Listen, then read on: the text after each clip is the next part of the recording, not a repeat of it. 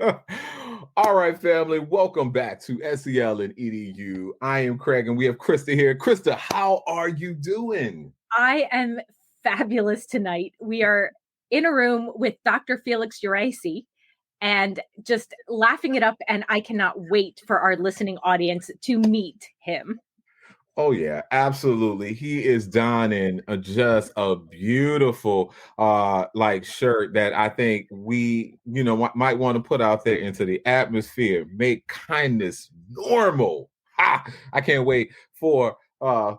Felix to share a little bit more. But let me tell you a little bit more about Dr. Felix Yerace, who teaches leadership and positive psychology classes at South Fayette High School in Pittsburgh, Pennsylvania. He's the education and engagement coordinator for the National Association for Student Activities, the assistant executive director for the Pennsylvania Association of Student Councils, a member of the Pennsylvania ASCD Executive Board, the Pennsylvania Teachers Advisory Committee, and was a 2015 ASCD Emerging Leader. He is a former member of the National Association of Secondary School Principals Student Leadership Advisory Committee, and was a 2019 National Student Council Conference Host Advisor. He's a 2020 graduate of the Master of Applied Positive Psychology program at UPenn. We would love to welcome you, Dr. Felix Yerace. How are you doing today? Well, I'm wonderful, and I just want to start by saying, Krista, Craig, first of all, thank you for that very kind introduction, but I'm very excited to be with you both tonight. I'm really excited to be able to have this conversation with you because I truly am passionate about SEL and student engagement and student leadership development and anything that we can do to improve the education for our students, and especially as a high school teacher, helping students to be able to take that next step in their journey in their lives. So I'm really glad, really appreciate the opportunity to be able to speak to both of you tonight. Thank you. I'm going to just call you Dr. Felix because I love the way that sounds. I am just so proud, first of all, that you're in my home state. We share the home state of Pennsylvania. We were talking about how large the state is, and you're actually several hours away, about 6 hours away from us, from where I am right now, I should say. But we met through Pennsylvania ASCD, and I just was blown away by you because of the passion that you have with students. And I also love working with secondary ed students. And I have yet to meet somebody who has the depth of not only knowledge, but work experience with students and student leadership. And then you add in the positive psychology mix and the social emotional learning mix. And it's just amazing. And so I'm so happy that you're here to share with us. I also do have to joke that in your emails, I've never had somebody, like, I don't know anybody who's involved in so many different organizations to the level that you are. Because there's a difference between like, oh, I'm just in this organization, but you are thoroughly committed to each and every organization that you are a part of. Well, I appreciate that. And I am, and I'm passionate about this. And, much like you, Kristen, I have to tell you, and I really do mean this, being a ASCD emerging leader also, and the work that you did in Pennsylvania ASCD, that really provided an opportunity for myself to get more involved on a state level than on a national level. I truly appreciate that. But even just having a podcast like this and providing forums and opportunities for other educators, I truly do love working with students, but I would also say that as I've grown in my career, one thing that I've really tried to do is to help other educators and to be able to amplify the voice of educators and to be able to help teachers to be able to be more effective with the students they're working with. And there are several people along my journey that I've always looked to as role models and exemplars, and you certainly are one of them. So I really appreciate everything that you've done to support fellow educators like myself and to help amplify all of our collective voice.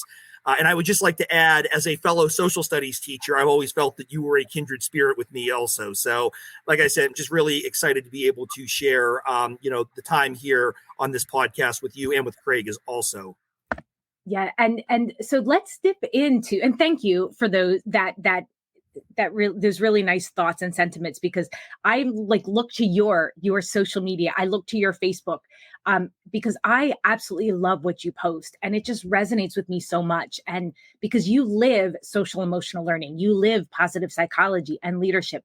And so I would love to, you talked about what your passions were, but Sure. I really want to, if you don't mind, jump in a little bit. If you could talk to me more about positive psychology a little bit, because I have a friend who has also been through the program, and I would love if you could explain a little bit about what that is. And for our listening audience, I know that Dr. Felix here has had Martin Seligman and Angela Duckworth and Adam Grant.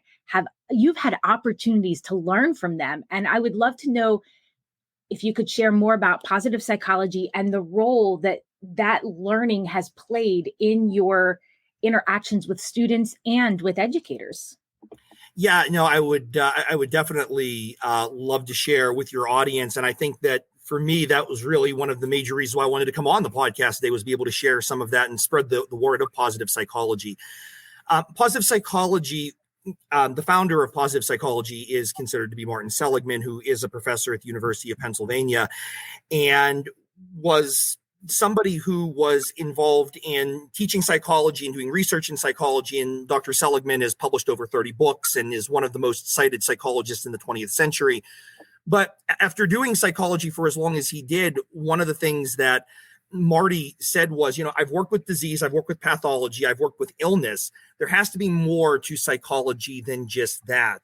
And Dr. Seligman is a former president of the American Psychological Association. And in that role, he made his presidential project positive psychology. And he worked along with Mihaly Csikszentmihalyi and some other individuals to take a look at the other side of psychology. What are we missing, and what are we not talking about?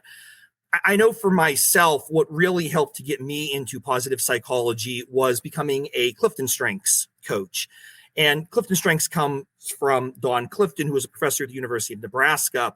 And he asked a question, and it's funny, and I know this will resonate with both of you and with a lot of people that are listening to this podcast.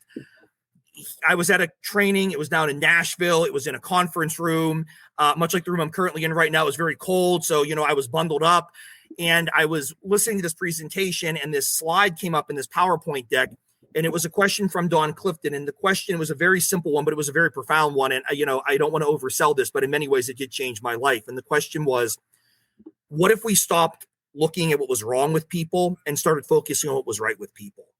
And for me, that was such a simple and yet a fundamental shift in thinking about not only myself and how I viewed myself and my practice as a teacher and just who I was, but also even taking a look at my students and my colleagues, looking instead from a deficit perspective of what's wrong and what needs to be fixed and how we need to remediate those elements.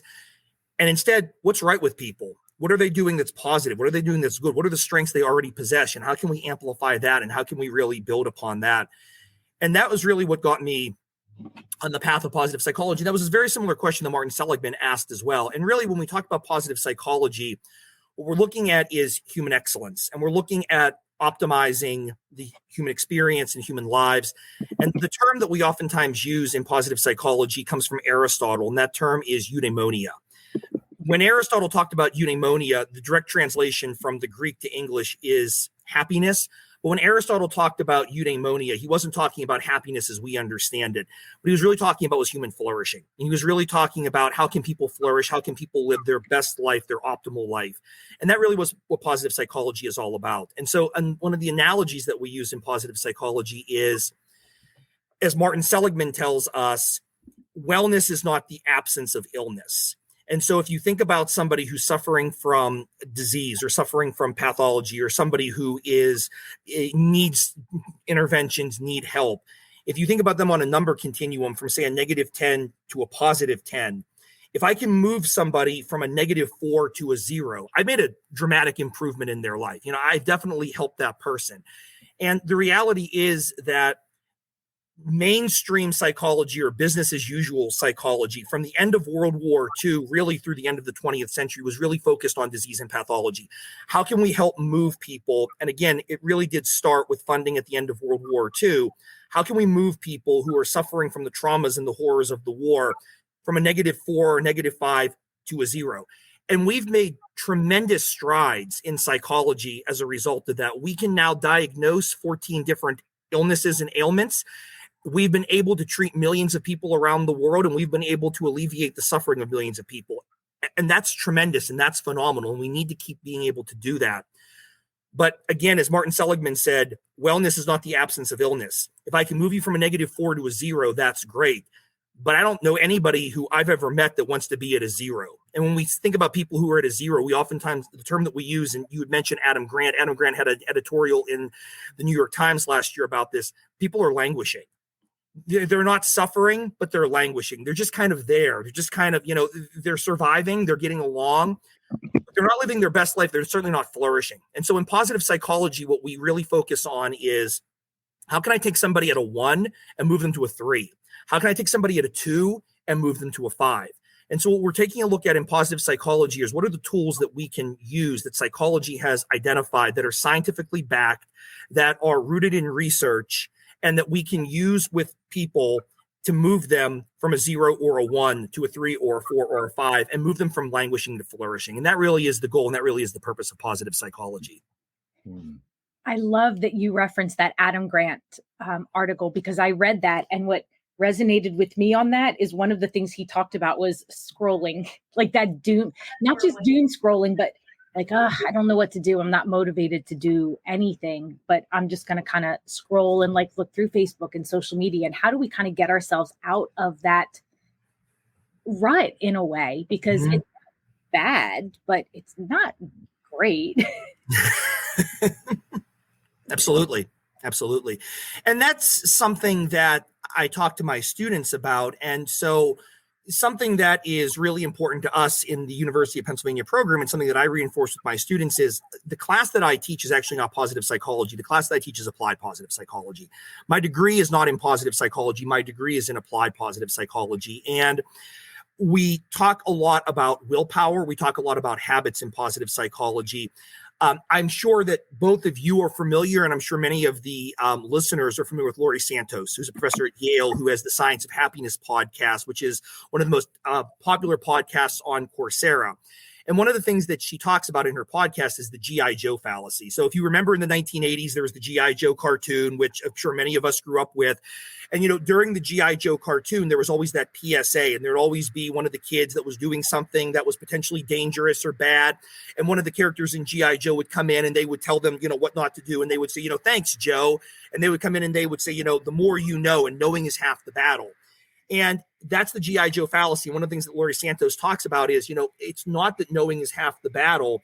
And in fact, if we actually know we should be doing something and we're not doing it, it actually detracts from us and actually takes away from us. So, the funny example that I use with my students is, I'm not a big exercise person, and I really like ice cream. I know I should exercise more. I know I should eat less ice cream.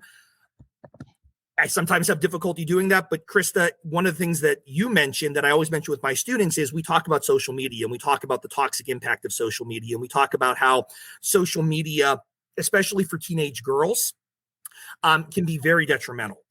And I ask my students, I say, how many of you agree with this data? How many of you agree with this research? How many of you would say that you feel that social media is having a negative impact on you? You're spending too much time on social media. And a lot of them will agree with that. And then I ask the follow-up question, how many of you right now are willing to make a commitment that you're going to be on social media less, that you're not going to be doom scrolling, that you're not going to be retweeting and liking everything, that you're going to spend more time with your friends and your family, in real life? And a lot of them struggle with that. And a lot of them just can't make that commitment. And so, in positive psychology, a big part of positive psychology is willpower and habit formation, and trying to lead us away from bad habits and trying to foster better habits that are going to lead us to the outcomes and the results that we want. And so that's really one of the major takeaways that I want my students to have when they take my positive psychology class. It's also something that I talk about a lot with my colleagues. So you would also ask me in your first question, how I use positive psychology, not only with my students, but with my colleagues as well. So I really do try to especially help my colleagues, especially the last couple of years, For better or worse, I graduated from the program at Penn in August of 2020. So I graduated just at the beginning of the pandemic and just as we were going into a hybrid schedule for teaching. And so what I really did last year, not only working with my students with a lot of these interventions, but also sharing with my colleagues as well, and trying to help my colleagues to be able to apply them in their lives, just so that we had some support so they could help themselves be able to deal with and cope with the rigors of last school year also.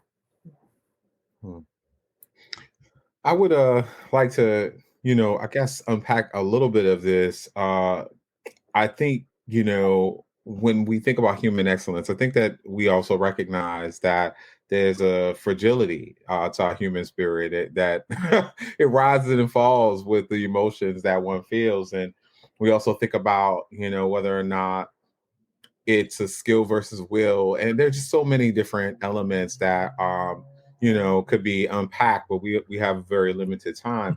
I know you wrote a piece around servant leadership and how important that, that is for young people that you serve, especially at the high school level. And I know that you also focus on restorative practices and restorative justice, like as a way to help students understand their impact, good, good, bad, and indifferent. I would love to lean in a little bit more and understand what does this look like in your classroom when you have students who have various backgrounds and upbringings, and they may have this aspiration to flourish, but they may actually, been homeless. They may very well be in a single parent home. They very well may be impacted by trauma, substance abuse. And so how do you help them navigate that in a way that still keeps their eye on what the North Star may be? Sure. So I would respond to that by thinking about, Craig, you kind of alluded to two different student populations. So the first student population you alluded to was the population that has suffered trauma, that has suffered homelessness, that maybe doesn't have the best or the most supportive family situation and home life. So there's a couple of elements there. The first one is psychological capital.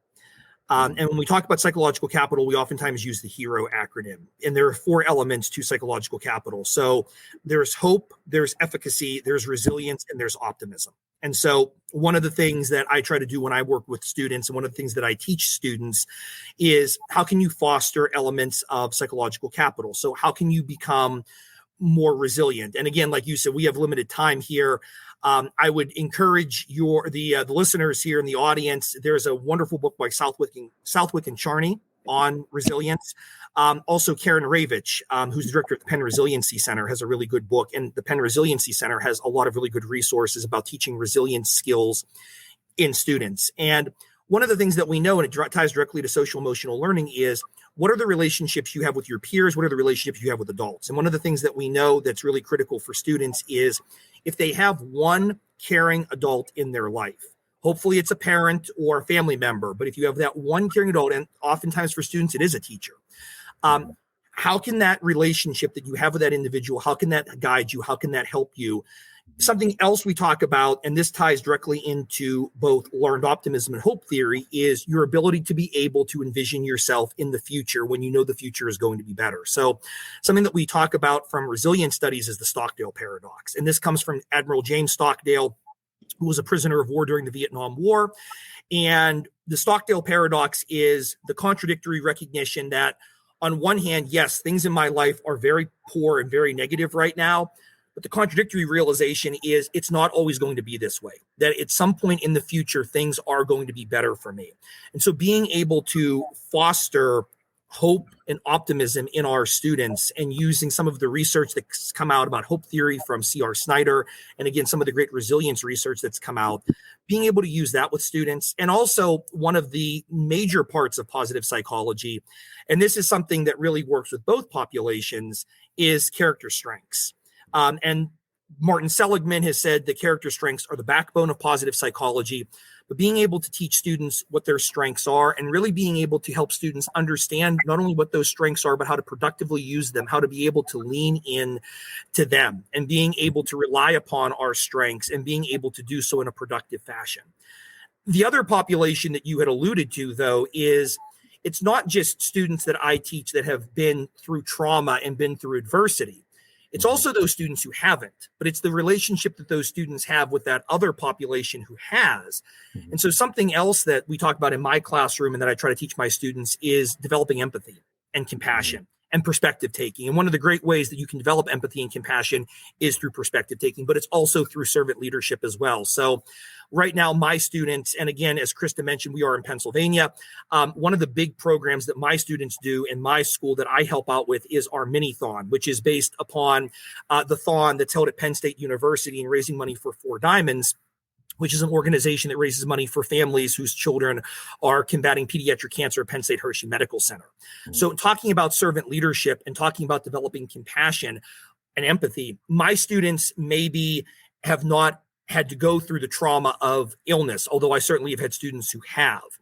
But my students can, by raising money for children like themselves who have had to go through that experience, they can develop that empathy and that compassion taking. And one of the things that we focus on in my student council at my school, our theme is kids helping kids. So how can kids help their peers? And in doing that, develop that empathy and compassion. And so maybe I haven't had the same lived experience as you, but maybe I can also, through perspective taking, have a better understanding what it would be like if I was you. And that helps me to develop those elements also. I am totally geeking out here because my strengths finder, my number one is being a learner. And so you just dropped some amazing resources and I can't wait. Craig, I know, is also a learner and we're like Googling like, wait, who is that? What's going on? And so our listeners know that in the notes section, in the resources, we are going to link to all of these amazing resources. And Felix, you remind me of why I love talking to you because I'm like, oh, I can't wait to learn all of these pieces. And you hit on such important SEL pieces, from self-awareness and self-management to those pieces around empathy and compassion. And I've been for so long, I've been hearing educators kind of toss those words around. We need kids aren't empathetic. And I'm like, but that's a very complex skill. And you just hit on it where it has to start with perspective taking and then listening, like truly listening to somebody else's story. And somebody talked to me the other day about like heart listening, like opening up your mind, your heart. And then there's the empathy that you don't have to have that same experience, but you can tap into those feelings. And then kindness with action. So you have the kindness shirt on. That's what are we going to do about this? What is our responsibility to take care of our community? Because we are, I think, all connected. And some of the pieces that I'd like to throw in there too, is as you were talking, reminded me of there's developmental assets from the Search Institute that talks about 20 internal assets, 20 external assets that we need to be thriving. And you hit on them with what are our support systems in the community and our peer groups, but then what do we have internally that helps us, motivates us to keep moving forward. And I'm looking here like that idea of sorry, I'm looking back. I was like trying to type down some notes here and knowing that you have options in the future. And we know that our students' brains, the prefrontal cortex, where they can kind of look ahead, doesn't fully develop until they're older. And so how can we help them in their moments when they might not be seeing that around them? We can be that one caring, consistent person who helps be that bridge to a different future for them that they had not even envisioned before. I think that I think every educator has a story of a student that they've been able to help and impact. And I think that for all of us, we can all think back in our past and we can all think about an educator that we had that had a major impact on us and maybe helped us to see something that maybe we didn't see in ourselves, and a skill that we have, and, our ability to be able to be something other than maybe that, we otherwise would not have been able to have become.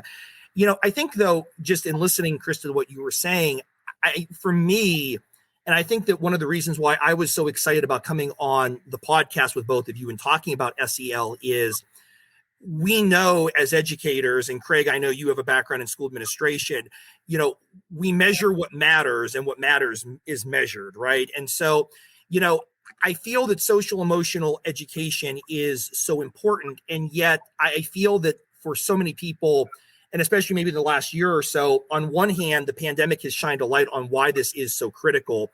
On the other hand, I hear a lot of talk, especially in educational circles, about learning loss and, trying to catch students up and trying to make sure that our students are going to be, at grade level. And certainly that is important. But I think all of those skills, and I have to say this, we talk about these being soft skills, and I just have to say, I hate that term. I don't know how both of you feel about that. I hate the term soft skills. I'm with you. I call them cognitive skills, and I feel they are cognitive skills. And that's what I call them. And I feel that for us in schools, it's so critical that we do that. And I will tell you that one of our guest speakers when I was at Penn was Jane Gillum. And Jane Gillum is a professor at Swarthmore. She's also been very heavily involved in the Penn Resilience Program. And, one of the things that she talked to us about was we have the two report cards. So there's the report card that is oftentimes, your grades. I have a grade in my history class. I have a grade in my English class. I have a grade in my math class. But then there's the other report card, which sometimes you get in elementary school, definitely don't get it at secondary level. But it's all of those skills that, Krista, you just mentioned: empathy, compassion, kindness. How are we developing them? How are you demonstrating them? How are you showing them? And, I think that what's so interesting is if you talk to parents and you ask the parent, what do you want for your child? I think pretty much every parent is going to say, I want my child to be happy, and I want my child to be fulfilled. And I want my child to be able to use their talents and use their skills, not only to make themselves happy and fulfilled, but to be able, as you said, Krista, to be able to contribute to their communities, to be a valued member of their community, to be able to give back, to be able to help build something. And I think sometimes that we don't always do a good job in schools of being able to reinforce that. I think sometimes that we're teaching what we're measuring, what we're valuing, there's a mismatch there. And I think that's why social emotional education is so critical, and being able to have conversations like this is so critical as well. I am so happy to hear you say you call them cognitive skills, because I've been having conversations with somebody else who keeps calling them non-cognitive skills, and I keep pushing back on that. And I'm like, can you please, why do you think that that people aren't using cognition? All three parts of our brain, the limbic system, the reptilian system, the neocortex, work together. And it's not just, quote, soft, touchy-feely. We're talking about goal setting. We're talking about decision-making and critical thinking skills and being curious, looking at systems and the impacts on individuals. And there's a lot of cognition there. So you just made my heart happy. I just wanted to say that, because I'm sorry, Craig, that I jumped in. I'm sure I know you've got questions as well, but you just totally made my heart happy when you said that. I do have some questions, but one of the questions I'm curious to, Felix, you just received a distinction, a Keeper of the Flame. Oh, yes. So tell me tell us a little bit more about this flameage that has happened, and why, and what is it that the world should know about the flameage that you've been keeping? So, well, thank you for asking that. And it was a very unexpected honor. So there was a gentleman who's very well known in the world of student activities. His name is Dr. Earl Room. And Dr. Room was very active up until his passing about 10 years ago in promoting student leadership and student engagement. And for him, that was critical. And that was really critical for me. And unfortunately, I never had the opportunity to meet Earl, but I've met many other people and been able to work with many other people who were impacted and touched by Earl. And Earl is the founder of the organization that is now the National Association for Student Activities. And for me, I recognized very early on that no matter what I was teaching my students in my history class or my government class, what they were going to remember from me was the lessons that they learn from me outside of the classroom. I'm a teacher who firmly believes that we learn as much, if not more, outside of the classroom than we do in the classroom. And so certainly learning about history is important. I just got done talking about the Cold War. And unfortunately, with what's going on in Ukraine today, being able to use that as a framing for my students, talking about World War II and talking about the decision to drop the atomic bomb and talking about the ethics of warfare. And there's such a thing as ethics in warfare. And of course, how does that relate to social emotional learning? So what I'm teaching in my history class and my government class, that's important. But the reality is, if you talk to my students 5 years from now, they're not going to remember many of those lessons. What they are going to remember, though, is coming to our mini-thon and staying up all night with their friends and raising tens of thousands of dollars for a great cause. And I have to tell you, what made my day was about an hour before I signed on to this podcast, one of my former students who's home on spring break came in to visit me. And we talked for about an hour, and we didn't talk at all about what she had learned in my class. We talked about her memories of when she was a student and she was here for our mini-thon and what she was doing. But we also talked about what she's doing now at the college level and the skills that she learned as a leader and how she grew and how she developed and how she would not be the person that she is today and have had the opportunities that she has had today had it not been for the opportunity she had in high school. So I believe very passionately in student leadership and student engagement. So did Earl Room, and Earl founded the National Association for Student Activities. And we have it's an informal award. So whoever holds the award is the sole selector of the recipient of the next year's award. But the award recognizes that person who is the keeper of the flame in Earl's spirit, and the person who takes what Earl started and this movement of student engagement and student leadership and is the person who really works with others. And so it was an incredibly touching award for me to be able to get. It's very personally meaningful for all of us in the organization. I was very fortunate to be selected by Ann Postlethwaite. Ann Postlethwaite is one of the leaders in the student leadership division of the National Association for Secondary School Principals, and somebody I've become very good friends with, and somebody I was able to work very closely with when I hosted the National Student Council Conference in 2019. And I'm very fortunate to be able to call her a friend and a colleague and a mentor as well. And so she was last year's recipient, and she chose me for it. And like I said, I was very touched by that and very unexpected as well. But I will tell you that I'm a better educator and a better person for knowing all of the colleagues that I've been able to meet in my work, working with students across the state and across the country in student engagement and student leadership. And there are some wonderful adults that are doing tremendous work that touch upon this, but also then overlap and blend in with social emotional learning and are really trying to make schools into a safe place for students, into a caring place for students, into a great place for students, but using student leadership and student engagement to be able to accomplish that and really giving students ownership and really teaching students those cognitive skills that they're going to need to be able to be successful. And I'll end by saying one thing that I firmly believe is that leadership is like compound interest. And what I mean by that is the earlier you start with it, the better you're going to get with it as you continue on. And so for me, when I'm teaching my leadership class, when I'm giving students opportunities to be leaders in the community and in our school, I'm teaching them those cognitive skills, but I'm also teaching them the efficacy, which is also part of psychological capital, that they can believe in themselves, that they know they can be a leader, that they know they can be a change agent. It's going to carry on in college and beyond for them. And self-efficacy is a part of social awareness. Just making that little connection there for people. Now, Craig, I know you. I was putting down that quote because I thought that was powerful. You said leadership is like compound interest; it gets better over time.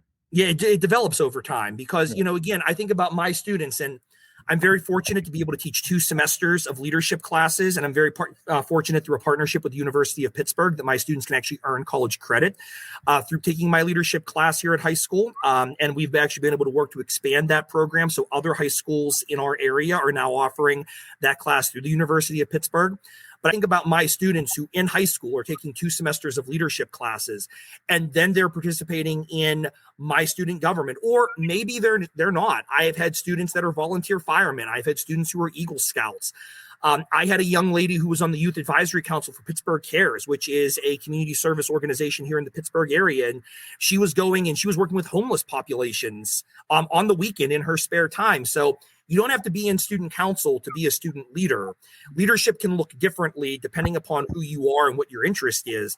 But if you're in my class and you're engaged in leadership and you believe in yourself and you're starting when you're 14, 15, 16 years old, I mean, wow, like those are opportunities I know I didn't have, and I don't think you had, I don't think many of your, the audience had. But think about where that then takes you when you're 18 years old and you're walking onto a college campus for the first time, and the confidence that you have in yourself and the skill set you have in yourself to be able to hit the ground running and to really be able to take advantage of all of those opportunities you have in college. And then what's that going to mean for you moving on? I've been very fortunate to be able to watch my students do some really incredible things over the years. And I always say, I don't take any credit for their success. It is theirs. They work incredibly hard. They are incredibly passionate.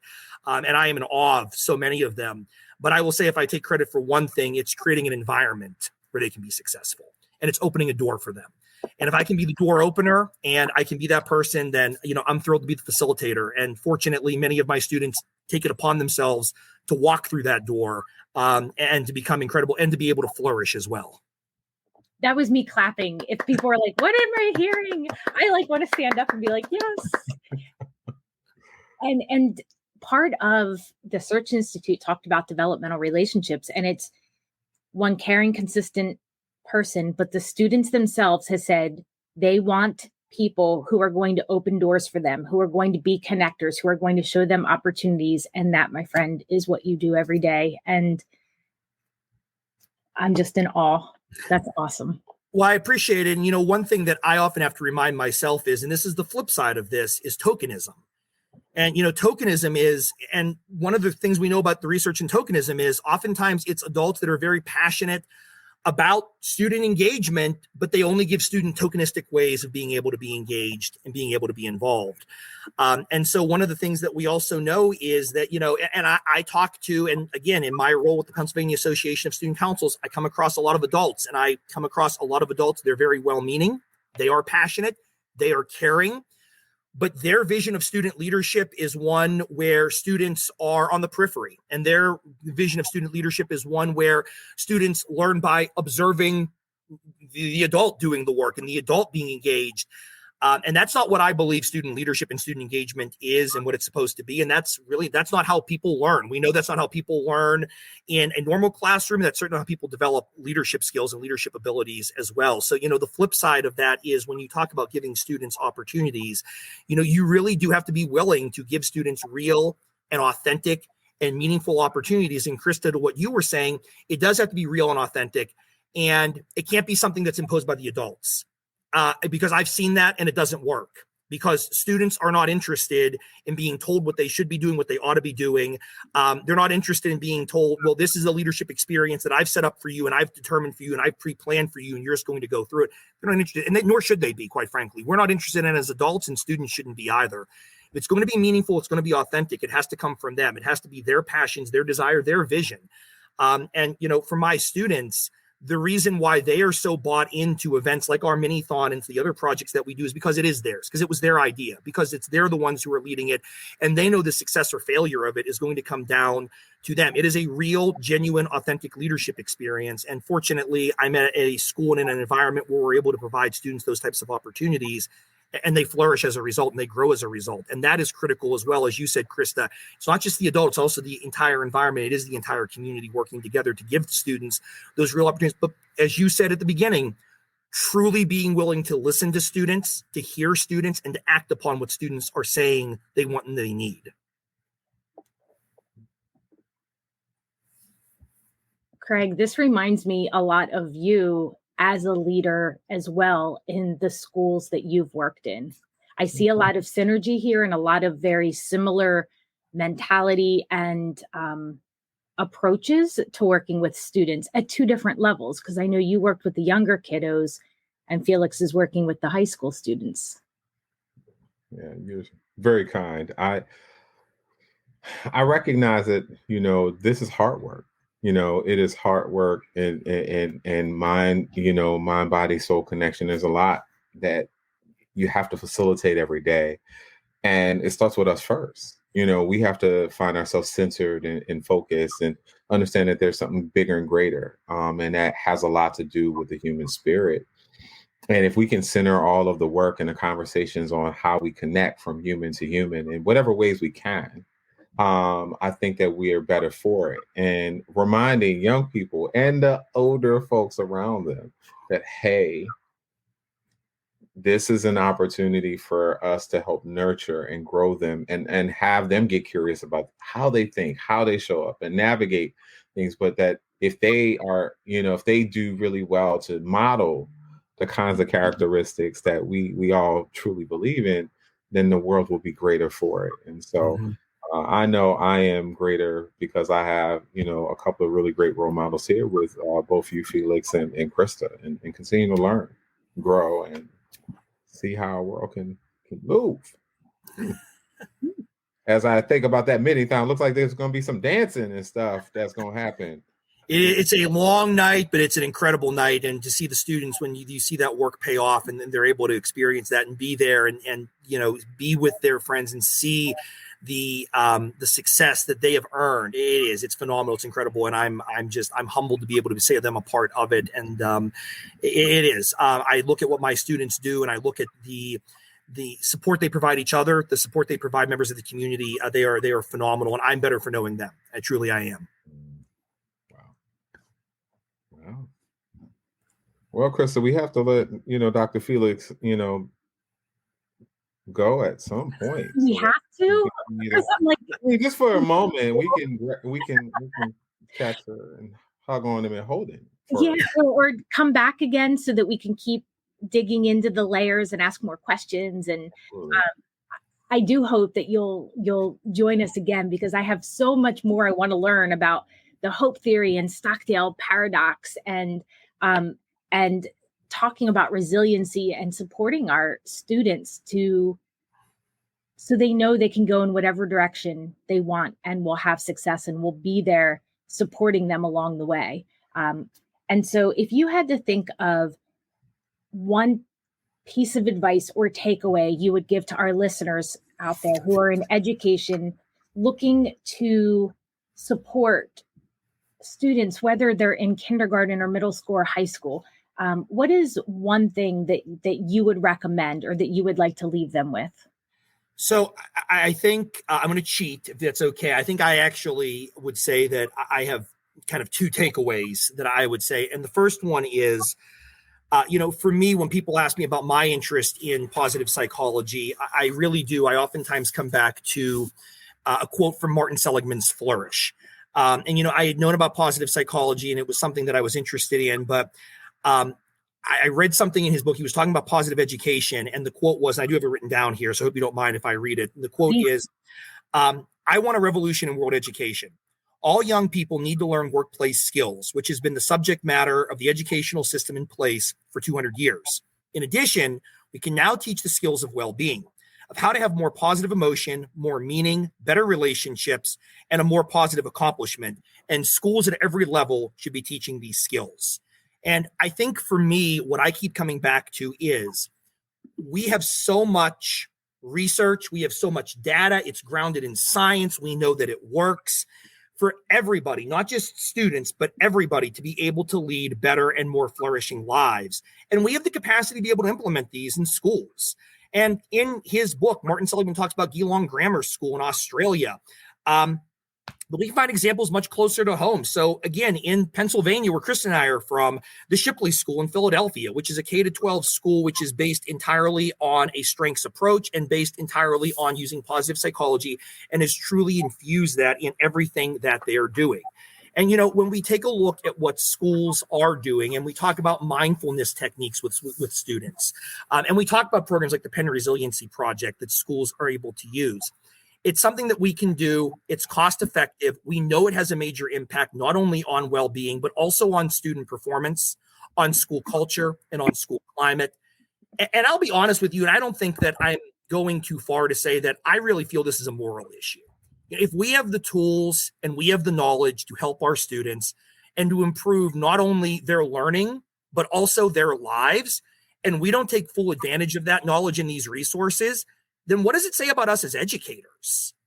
For us, how could we not implement and apply these strategies if we know the impact and we know the benefit that they're going to have and we're not using them? What does that say about us? What does that say about the environments we're working in? And so I think for me, the one takeaway that I would say for the listeners here is just that we have the tools. They're available to us. We can be using them. We should be using them. We have to be using them, and we need to be using them. And I think the other one that I would say is really thinking about, again, and we've talked a lot about this, what are the connections that we're building? What are the relationships that we have? And I would also say we've talked a lot about students as well. We should, but we do need to focus on educators as well. And the reality is, if you don't have well teachers and you don't have well administrators, you're not going to have well students, and you're not going to have a well system. And so it's as much about self-care. And Kristen Neff, as another person who does, has done wonderful work in self-compassion and self-forgiveness. And thinking about some of the work that's out there about what we can do for ourselves to be able to take care of ourselves, to be able to make sure that we can show up, that we can be fully present for our students, that we can be fully present for our colleagues and our peers, and that we can create a truly great learning environment. Thinking about what we need to do and thinking about ourselves. And it's something that I talk to my students about, and it's something that I would share for teachers as well. I know in the leadership realm, sometimes we like to give students opportunities. Sometimes I want to be gentle in the way I say this. Sometimes we give students opportunities and they're not ready for those opportunities and we're setting them up for failure. And sometimes the best thing that we can do for a student is actually not give them an opportunity, because the reality is if you can't take care of yourself, you can't take care of others. And so for us as educators working with student leaders, sometimes for me, it's about not giving a student an opportunity. And sometimes for me, it's helping to develop something in a student so that they can eventually have that opportunity in the future, but they're not ready for it yet. And if I give them that opportunity, it's going to be setting them up for failure. But that's as true for adults as it is for students too.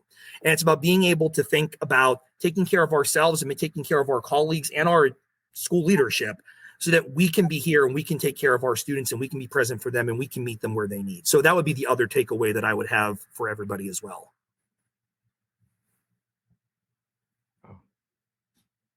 A lot. It's a lot to hold on to. Very, very meaty and layered. Like I feel full. Like I don't even need dinner. Thank you. I appreciate that. Yeah. I can't wait to go back and to re-listen to this again. And again, I'm going to dig into those resources and come back around again. So don't be surprised if there's an email from me in a couple days. Absolutely. I love talking about this stuff. I love sharing it, and I'm happy to be able to do so on this podcast. So again, thanks for having me on. I really appreciate it. Oh, thank you. Well, young people, we have had the pleasure of having Dr. Felix Yerace here, and we're doing a very big round of applause for him as he continues to keep the flame alive for all of our young people across so many communities. We thank you, and we want to wish you and the rest of our wonderful listening audience a great day, and continue to stand in the light. Absolutely.